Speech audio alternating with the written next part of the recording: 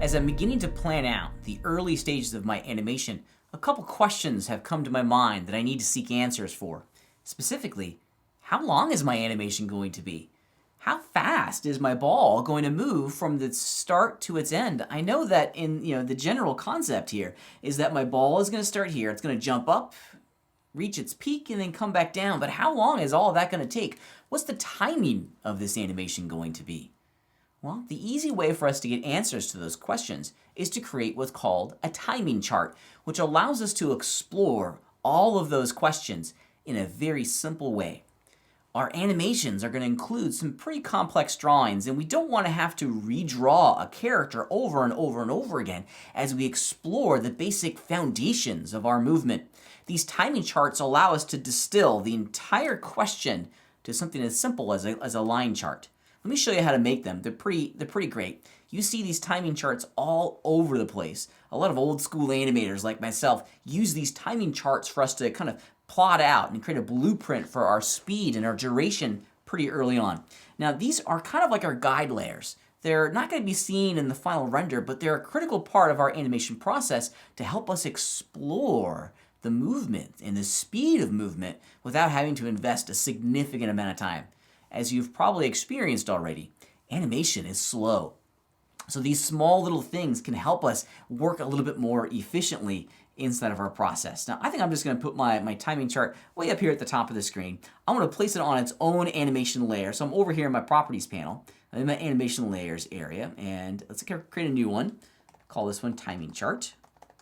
That way I can control its visibility separate from everything else. I've also locked my guide layer and my background layer just to make it a little bit easier for me to see what's going on. All right, how are we going to draw our timing chart? Our timing chart is going to be represented by a horizontal line with a vertical line that's going to represent the speed of movement for our character. Let's do that real fast. I'm going to draw. I'm going to use the solid stroke material, doesn't matter which one. My radius is also at 56%, and my strength at 100%, just to make sure you at home can see what I'm doing. And I'm just going to draw a line. Hold down the Shift key. Now, this horizontal line is a representation of the total duration. I don't know how many frames this animation is going to be. This timing chart will allow me to organically get an answer to that question. Is it going to be 10 frames? Does the speed of my character need and require a longer duration? These timing charts are going to help. All right, let's add in the vertical line that's going to represent our character. Once again, just going to hold down the Shift key and draw. That was a little too big. Doesn't need to be very big, something like that. There we go. And I'm happy with it. I'm going to just go into edit mode, grab that guy, and just draw it, bring it down ever so slightly. Okay, so that's pretty cool. I'm happy with the way this looks. So this is our first frame of the animation, and this bar, this vertical bar, is going to move along this horizontal bar as we explore the speed of our animation. If we do this correctly, our exploration of speed is only going to take about 5 minutes worth of animating, instead of maybe hours and hours of exploration if we were to draw a character, take a step back and go, oh man, the speed's wrong, we've got to erase it all, draw it again. This way, we know just within a couple minutes how long our animation is going to be and where the speed changes are going to be in the total duration of our animation. All right, let's start animating. So this is the first pose. We know that we need to break down our animation into its extreme poses first. I always start with the extremes. As we mentioned earlier, these poses are the essence of the movement. If the audience was only to see these extreme poses or these key frames, they'd still be able to understand the totality of what it is that we've created. See where the key frame vocab comes in? All right, here we go. Let's jump in and start establishing our key frames, our extreme poses. Well, I know the ball is going to start at the bottom of the arc over here, okay? And my auto keying system has already created a keyframe for us down here in my animation timeline, in my dope sheet.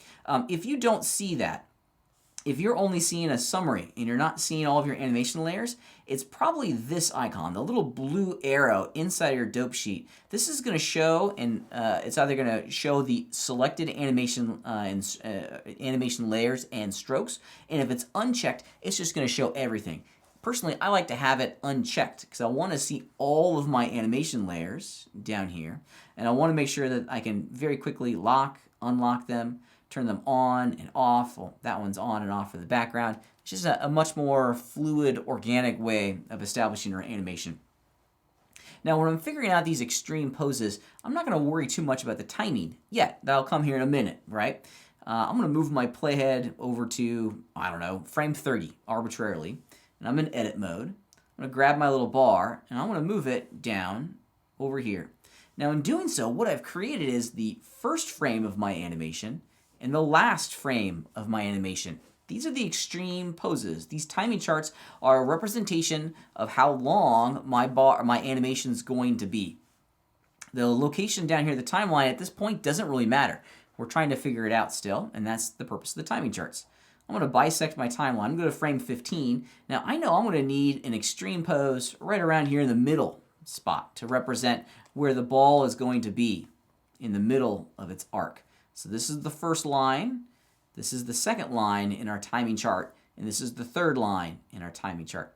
If we were just to scrub through the animation at the moment, you can see what we get. Let's play it. Yeah, cool, huh? All right, I'm going to change the end frame of my timeline here to 50. That way we can very quickly start to plot this out. All right, so that's my timing of my animation at the moment itself. Well, let's add in some additional frames here. Now, as I start to look through this animation, I'm conceptualizing what this could be. Now, I think maybe I want to have a couple frames when my ball squashes and then jumps up.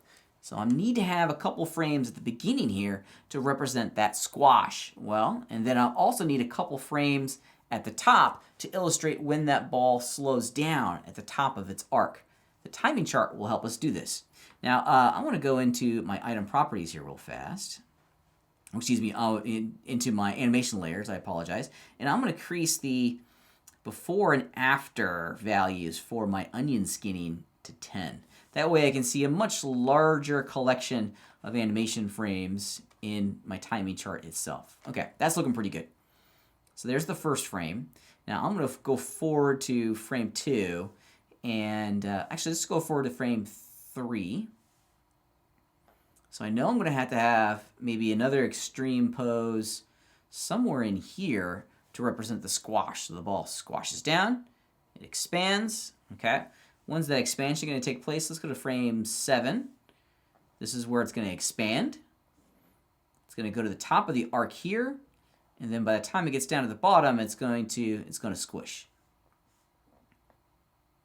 All right, let's play it now, see what we get. A lot of animation is kind of imagining. As I watch this bar, I'm in my mind going, squash, stretch, arc, stretch, squash. You know, it's you have to project a little bit. And that's okay. I can already get a sense that my animation's too long. As I play through this, my mind's going, boing, bonk, boing, bonk. Yeah, it's a little bit too long. So I think I want to have, before I go any further, I want to play test, if you will, the current timing of my timing chart. So I already know that this is too long. I'm going to bring it back down. I want that final frame to be at frame 24. There we go. Just moving the keyframes in my timeline. Boing, bonk. Boing, bonk. Yeah, that's good. I'm liking that timing, right? That's a good place to begin. And now with that framework established, I can start going in and figuring out the in-betweens, okay? So I got my extreme pose here in the center. Yay, I like that. And then over here is another extreme. Let's figure out all the in-betweens. Okay, I'm going to use the arrow keys on my keyboards, the left and right arrow keys, to jump from frame to frame. It goes a little bit faster that way.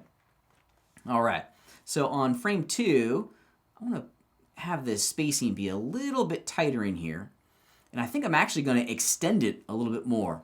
I think I want to have that initial squash be, oh, I don't know, 7 frames or so.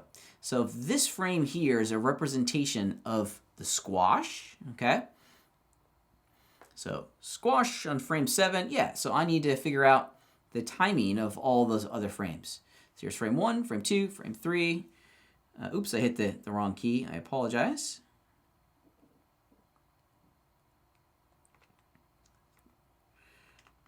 One, two, three. Yep. On frame 3, oops, I have the bar selected, not the horizontal bar selected, not the not the vertical one. That was horrible. Okay, so on 4, this is where it starts to space out.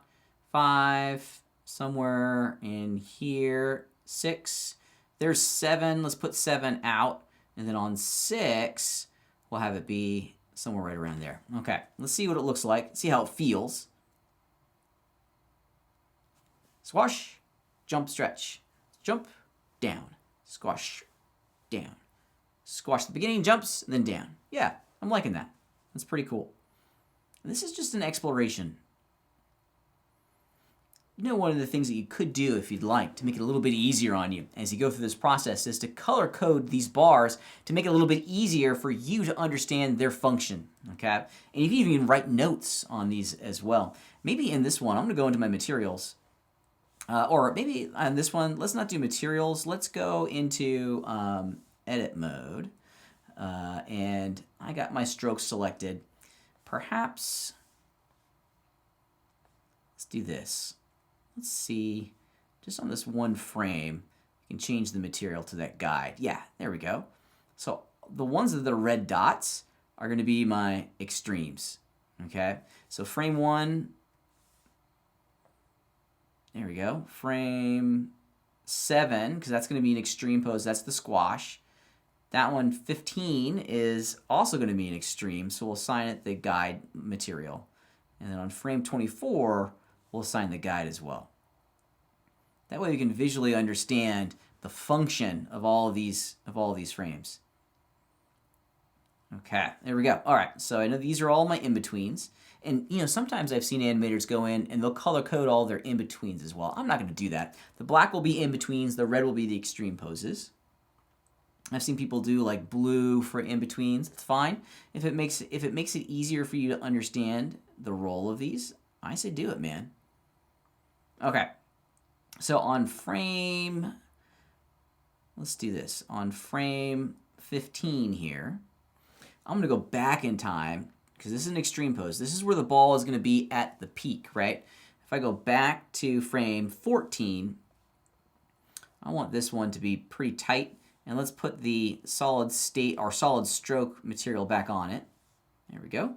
So I want to have maybe 5 frames for the peak, right? So the middle frame of the peak of movement is going to be my extreme. So I need to have 2 frames before the extreme and 2 frames after. So there's the first one. I go back to frame 13. Oops, selected the horizontal bar. There we go. So these in here are the peak. So 16 is going to be another peak. And look how I'm spacing these out here. 17 is going to be another peak. Something like that. Yeah, so that's the peak of the movement right here. Let's play what we have so far. Whenever I make a big change, I like to see what it looks like.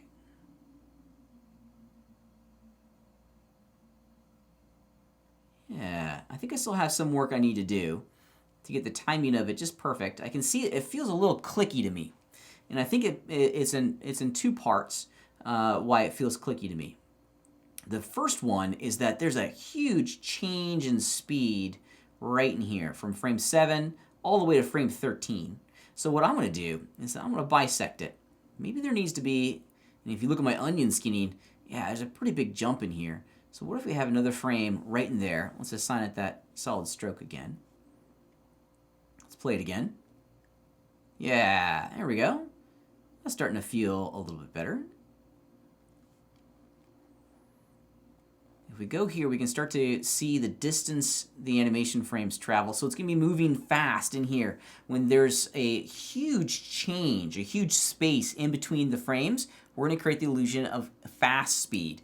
If you look over here at what will eventually be the peak of my animation, see how all the animation frames are kind of packed in here?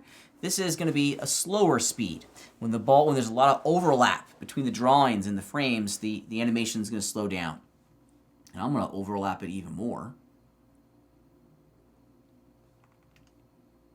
just to really slow it down.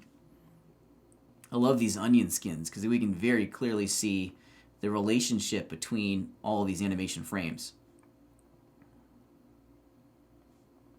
All right. Yeah. So it squashes, it goes up and comes down. Yeah, cool. I think the other thing that's kind of getting in the way at the moment is it flickering back and forth between the dotted lines and the solid lines. That's kind of making it feel a little bit more jittery than it actually is, but that's okay. I can always go back in and change that here in a minute. But let's keep going.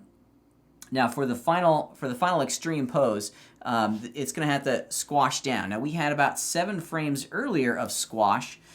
Maybe we should have 7 frames or so of squash as well. Let's just start to prototype this. I'm going to work backwards from frame 24. So frame 23, I want to have it be there. Frame 22, it's starting, this is the beginning of its squash. This is when maybe it's made contact. This is when it's coming down from the peak. And then I'll need maybe one more frame. Yeah, something kind of like that. Let's see what that looks like.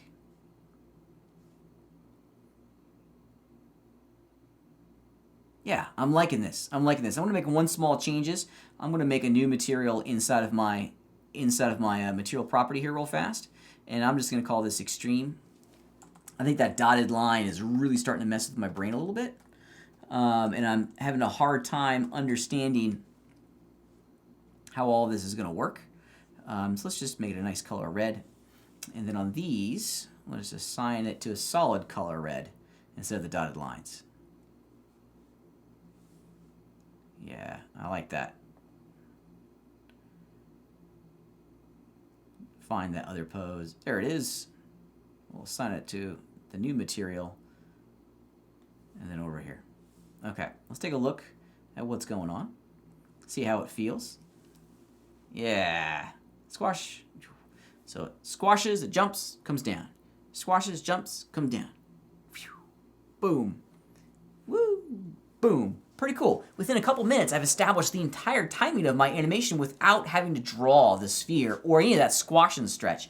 I've already done the hard work. I've already done the heavy lifting in this assignment, and I'm ready to start with the physical creation and the drawing of my animation frames. It's very exciting. These timing charts really help us explore the abstract, because animation is absolutely a conceptual abstract idea until we start materializing the frames and the timing of it inside of our animations.